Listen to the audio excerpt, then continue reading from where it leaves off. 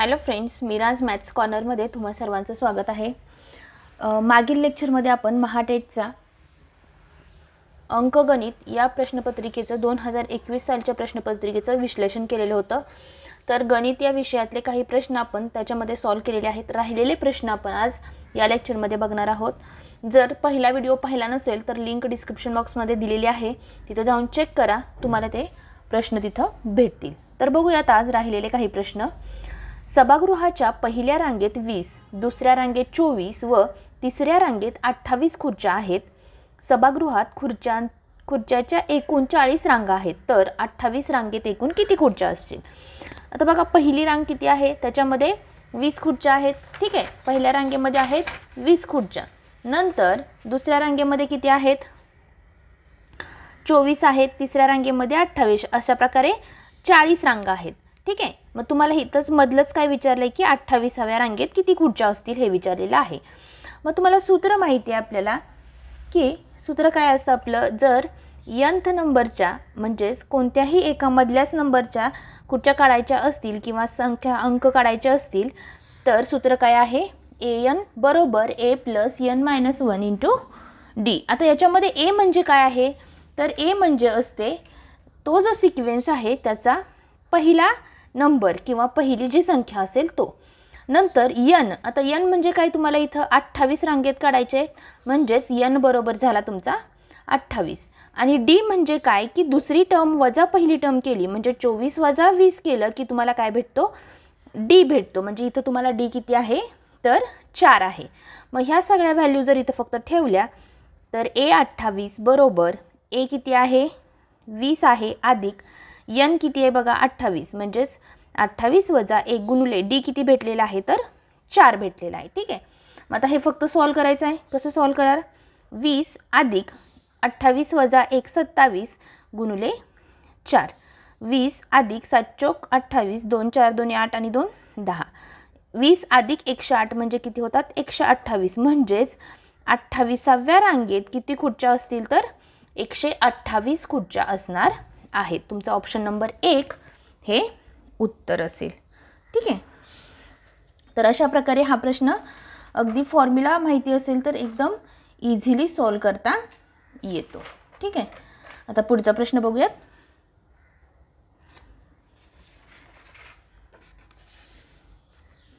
इथं प्रश्न काय आहे बघा, आकृतीमध्ये m हा वर्तुळाचा व्यास व रेषा am ची स्पर्शिका आहे।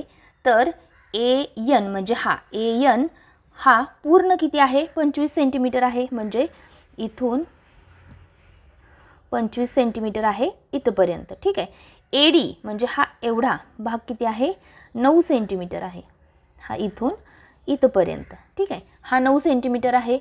तर वर्तुळाची त्रिज्या म्हणजेच तुम्हाला PN किंवा PM हे विचारलेलं आहे। आता ज्यावेळेस वर्तुळाला एक स्पर्शिका असते आणि एक याच्यामधून गेलेली हा AN हा जर तुम्हाला काय दिलेला आहे 25 दिलेला आहे, तर याच्यासाठी सूत्र काय आहे आपल्याला माहितीच आहे की AM म्हणजे टोटल हा AM बरोबर सूत्र काय आहे वर्गमुळात AN गुणिले AD। ठीक आहे, याच्यावरून तुम्हाला काय भेटेल, हा AM भेटेल। मग आता बघा इथं AN ची किंमत किती दिली आहे तुम्हाला 25 गुणिले AD किती आहे 9, 25 गुणिले 9 केल्यानंतर येतात 225। म्हणजेच याचं जर वर्गमूळ काढलं तर AM किती येतो तुम्हाला 15 हा AM येतो। म्हणजे हा एवढा भाग, हा इथून ते इथपर्यंतचा भाग भेटतो किती 15 सेंटीमीटर। ठीक आहे, जर हा 15 भेटला तर आपल्याला माहिती आहे की व्यास आणि स्पर्शिका याच्यामध्ये किती अंशाचा कोन असतो तर 90 अंशाचा कोन असतो। मग आता याच्यामध्ये बघा त्रिकोण AMN हा काय झाला काटकोन त्रिकोण झाला। आता काटकोन त्रिकोणामध्ये जर तुम्हाला 2 बाजू माहिती असेल आणि तिसरी बाजू काढायची असेल तर सूत्र काय आहे, जो कर्ण आहे त्याचा वर्ग करायचा बरोबर त्याच्या बेसचा वर्ग अधिक त्याच्या राहिलेल्या बाजूचा वर्ग। तुम्हाला काय करायचे, ही राहिलेली बाजू काढायची।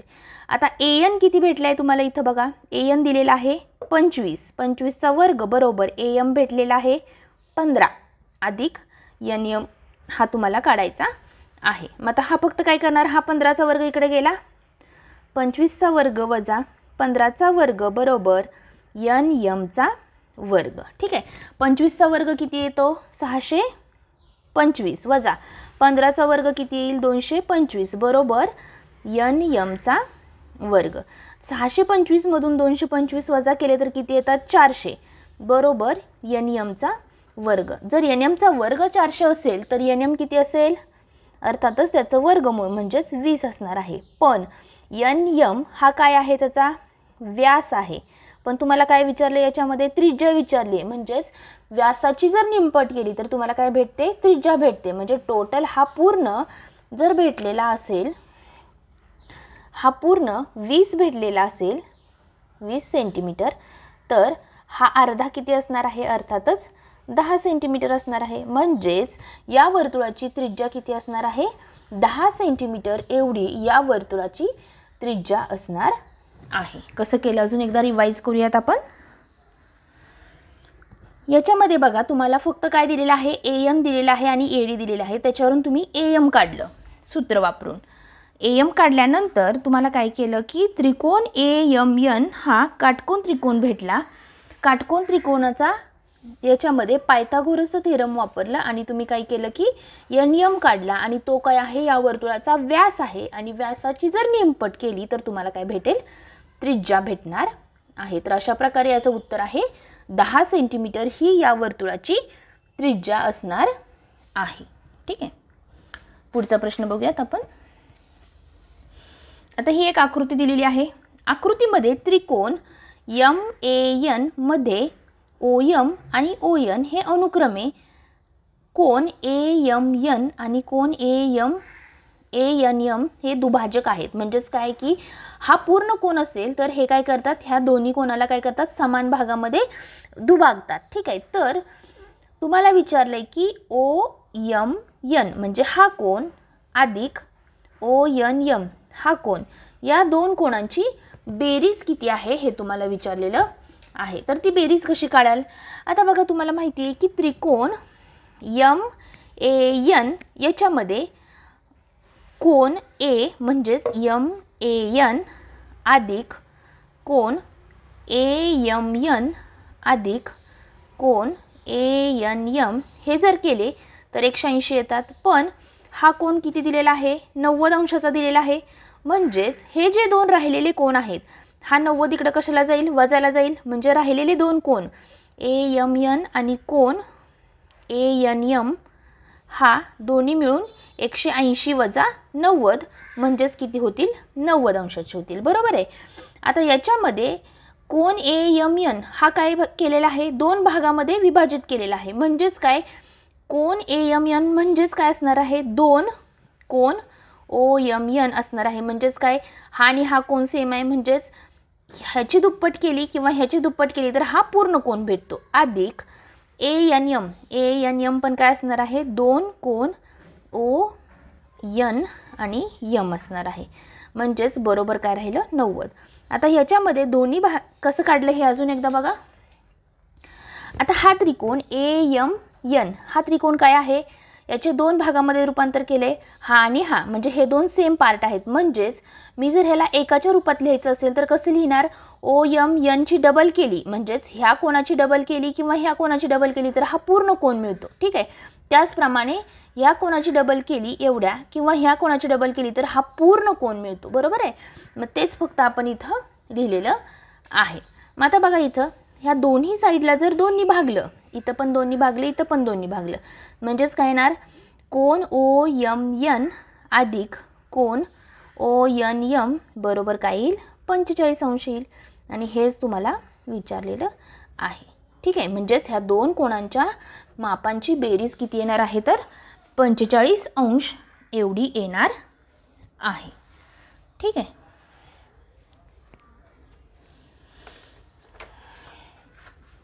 पुढचा प्रश्न बघूयात आपण.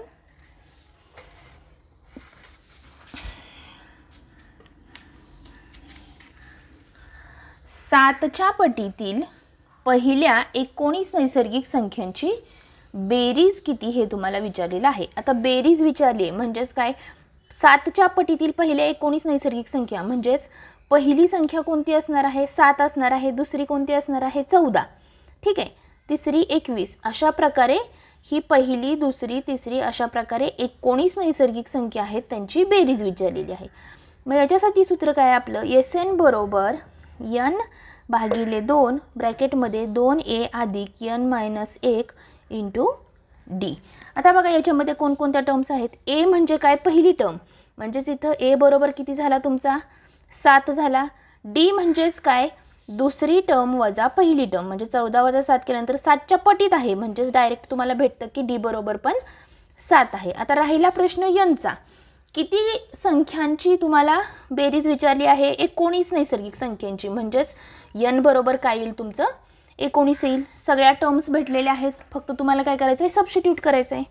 आता बघा SN म्हणजेच काय पहिल्या 19 संख्यांची बेरीज बरोबर 19 भागिले 2 2 गुणिले a म्हणजे आहे 7 अधिक 19 वजा 1 गुणिले d किती आहे 7 बरोबर 19/2 7 गुणिले 2 14 अधिक 19 वजा 1 18 गुणिले 7.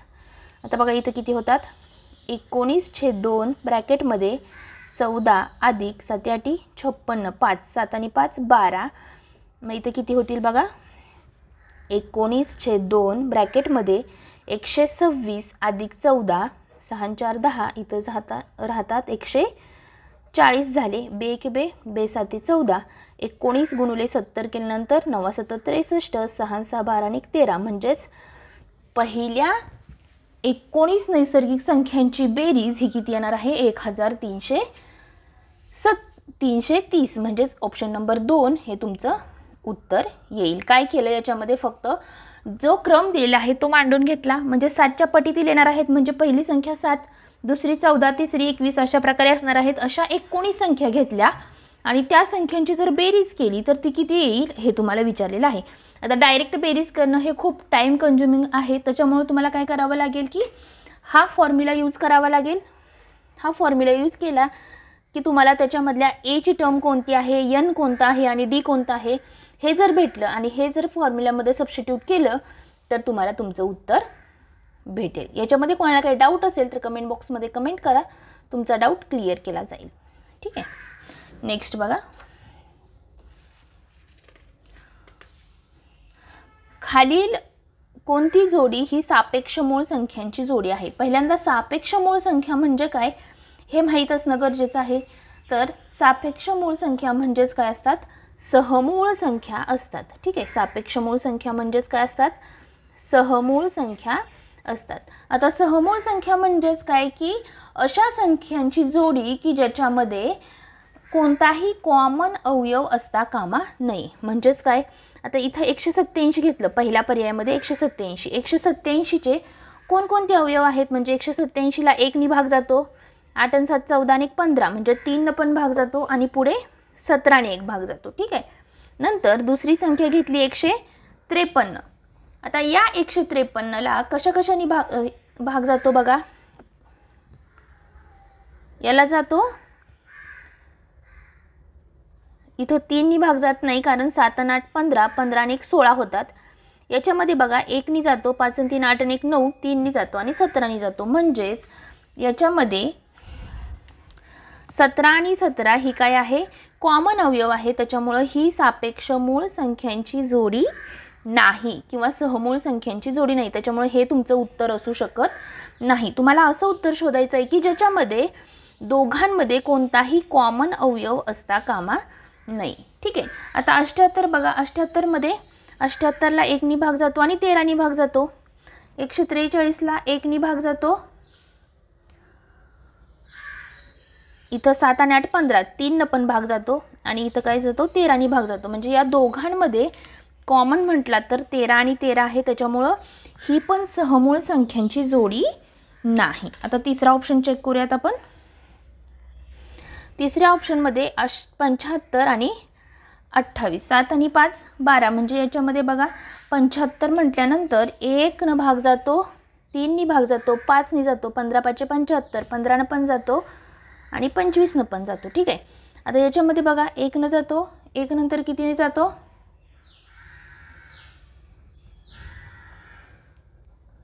2 नी जातो, 4 नी जातो, 7 चोक 28, 7 न जातो, 14 नी जातो आणि 28 न जातो. आता याच्यामध्ये कॉमन काय भेटतंय का बघा?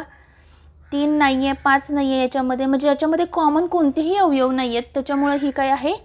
सहमूळ संख्यांची जोडी आहे. म्हणजे सहमूळ संख्या म्हणजे काय की दोघांमध्ये कोणताही कॉमन अवयव किंवा अशी कोणतीही संख्या असायला नको आहे की त्या दोघांना मिळून भाग जातो. तर याच्यामध्ये 75 आणि 28 अशा संख्या आहेत की त्याला कोणत्याही कॉमन संख्येने भाग जात नाही. त्याच्यामुळे ही काय आहे? सापेक्ष मूळ संख्यांची जोडी आहे. तुमचा ऑप्शन नंबर 3 हे उत्तर असेल. पुढचा प्रश्न बघूयात आपण आता. चक्रीय समलंब चौकोनाचा एक कोन दुसऱ्याच्या 3 पट आहे. म्हणजेच काय? चक्रीय समलंब चौकोन म्हणजेच काय की ज्याच्यामध्ये जो सर्कलमध्ये चौकोन असतो. ठीक आहे, सर्कलमध्ये चौकोन असतो. ठीक आहे. आता याचा एक कोन दुसऱ्याच्या 3 पट आहे. म्हणजे एक x असला तर दुसरा काय आहे? 3x आहे. आणि चक्रीय समलंब चौकोनामध्ये जे अपोजिट कोन असतात ते कसे असतात? त्यांच्या मापांची बेरीज ही 180 एवढी असते. म्हणजेच x अधिक 3x केल्यानंतर किती होतात? 4x बरोबर 180. म्हणजेच x बरोबर 180 भागिले 4, 4 चोक 16, खाली राहतात 2, 4 पंचे 20. म्हणजेच x बरोबर आला 45. म्हणजेच इथं 3x बरोबर किती येईल? 135 येईल. म्हणजेच तुम्हाला काय विचारलंय? त्याच्या लहान कोणाचे माप किती विचारले. लहान कोण कोणता आहे? अर्थातच x बरोबर 45 हा तुमचा काय असणार आहे? लहान कोण असणार आहे. म्हणजेच याच्यामध्ये लहान कोणाच्या माप हे किती आहे? 45 एवढं आहे. पुढचा प्रश्न बघूयात आपण. 5 तास 20 मिनिटे ही वेळ एका दिवसाच्या शेकडा किती आहे? आता कोणाच्या शेकडा विचारली आहे? एका दिवसाच्या. एका दिवसामध्ये जो एक दिवस आहे त्याच्यामध्ये मिनिटे किती असतात? तास असतात 24. 24ला जर 60 मिनिटांनी गुणलं तर टोटल काय भेटणार आहेत? एका दिवसातील मिनिटे भेटणार आहेत. आणि 5 तास 20 मिनिटे म्हणजेच काय की 5 गुणिले 60 अधिक 20 म्हणजे 6 पंचे 30, 300 अधिक 20 बरोबर किती होतात? 320 मिनिटे होतात. ठीक आहे. म्हणजे तुम्हाला काय विचारले? एका दिवसाच्या शेकडा किती? जे दिवस आहेत टोटल एका दिवसाचे मिनिटं किती आहेत ते खाली घेणार आणि वरती जो टाइम दिलेला आहे तो वरती घेणार आणि त्याला फक्त 100 ने गुणायचं आहे. म्हणजे ज्याच्या 4 असेल ते काय करायचं? छेदामध्ये घेते. एका दिवसाच्या म्हणजे हे काय आहेत? एका दिवसाचे मिनिट आहेत. एका दिवसाचे मिनिट आहेत आणि ही काय आहे? दिलेली वेळ आहे. ठीक आहे, दिलेली वेळ आहे. आता बघा ह्याला फुल सॉल्व कसं करणार? ह्या 0ला हा 0 गेला, नंतर इथं किती होतात? 8 त्रिक 24, 8 चोक 32 होतात. म्हणजेच 400 भागिले 6 त्रिक 18 झाले. आता ह्याला कशाने भाग जातो? 2 नी जातो. 2 9 18, 2 2 4 आणि इथं 200 झाले. म्हणजेच 200/9% झालं शेकडा. पण 200/9 हे ऑप्शनमध्ये नाही. तुम्हाला याचं काय करावं लागेल? पूर्णांकयुक्त अपूर्णांकामध्ये रूपांतर करावं लागेल. म्हणजेच काय? 9 2 18, खाली राहतात 2, 9 2 18, खाली राहिले 2. म्हणजेच 22.2/9% शेकडा. म्हणजेच त्याची जर शेकडेवारी काढली तर तुम्हाला किती येते? 22.2/9% एवढी काय असणार आहे? त्याची शेकडेवारी असणार आहे. ऑप्शन नंबर 2 हे तुमचं उत्तर येईल. ठीक आहे. जर x बरोबर वर्गमुळात 3, y बरोबर वर्गमुळात 6/3 आणि z बरोबर वर्गमुळात 7/4 तर खालीलपैकी सत्यविधान कोणते हे विचारलेलं आहे. आता बघा याच्यामध्ये x बरोबर किती दिलेला आहे तुम्हाला? x बरोबर किती दिले? यालाच आपण x बरोबर 3/1/2 असा भाग लिहू शकतो. y बरोबर 6/1/3 हा असा भाग लिहू शकतो आणि z बरोबर हा 7/1/4 भाग असा लिहू शकतो. ठीक आहे. मग आता हे 2, 3 आणि 4 यांचा जर लसावी काढला तर तो लसावी येतो 12. ठीक आहे. हा जर लसावी 12 येत असेल तर तुम्हाला काय करायचं आहे? फक्त की त्या लसावीनं ह्या सगळ्या टर्मला गुणायचं आहे. ठीक आहे. हे गुणल्यानंतर तुमचं किती उत्तर येईल बघा. बेक बे बेसके 12 म्हणजेच 3चा 6वा घात, इथं होतो 3चा 4था घात आणि इथं होतो 7चा 3रा घात. म्हणजेच 3चा 6वा घात केल्यानंतर तुम्हाला किती उत्तर भेटतं 729.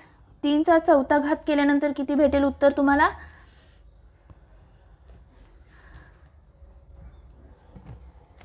सॉरी इथं 6चा 4था घात आहे.